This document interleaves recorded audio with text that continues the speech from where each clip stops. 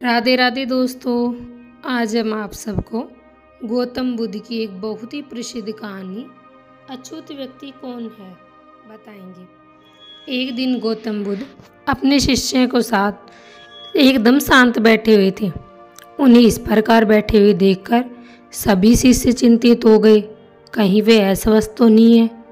एक शिष्य ने उनसे पूछा, आज वे मौन क्यों बैठे हैं? क्या शिष्यों से कोई गलती हो गई है? इसी बीच एक अन्य शिष्य ने पूछा कि क्या वे अस्वस्थ हैं? पर बुद्ध मौन रहे। तभी कुछ दूर खड़े एक व्यक्ति जोर से चिल्लाया, आज मुझे सभा में बैठने की अनुमति क्यों नहीं मिल रही है? बुद्ध आंखें बंद करके ध्यान मगन थे।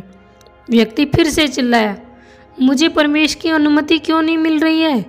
इस बीच एक उदार शिष्य ने उसके पक्ष लेते हुए कहा, प्रभु, उन्हें सभा में आने की अनुमति प्रदान की जाए।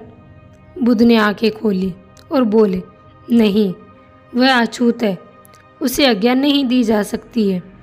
यह सुनकर शिष्यों को बड़ा आश्चर्य हुआ। बुद्ध उनके मन के भाव समझ गए और बोले, हाँ, वह अछूत है। इस पर कई शिष्य बोले, हमारे धर्म में तो जात पात का कोई भेद ही नहीं है, फिर वह यह अछूत कैसे हो सकता है? तभी बुद्ध ने समझाया, आज वह क्रोधित होकर आया है। क्रोध से जीवन में एकाग्रता भंग हो जाती है। व्यक्ति प्राय हिंसा कर बैठता है, इसलिए वह जब तक क्रोध में रहता है तब तक वह अछूत ही रहता है।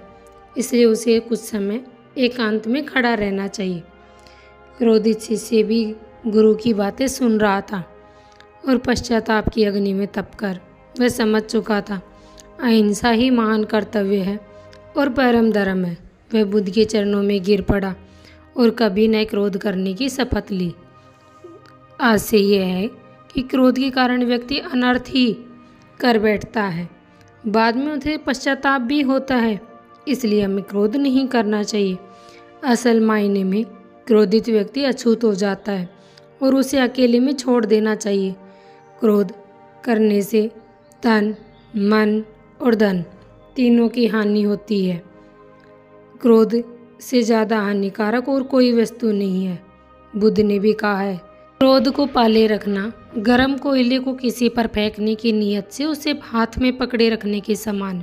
इससे आप स्वयं ही जलते हैं, इसलिए कभी क्रोध ना करें। धन्यवाद दोस्तों, अगर आपको हमारी वीडियो पसंद आ रही हो तो हमारे चैनल बेस्ट हिंदी स्टोरी 19 को सब्सक्राइब करें और बेल आइकन को दबाएं और साथ ही वीडियो को लाइक करें। धन्यवाद दोस्तों।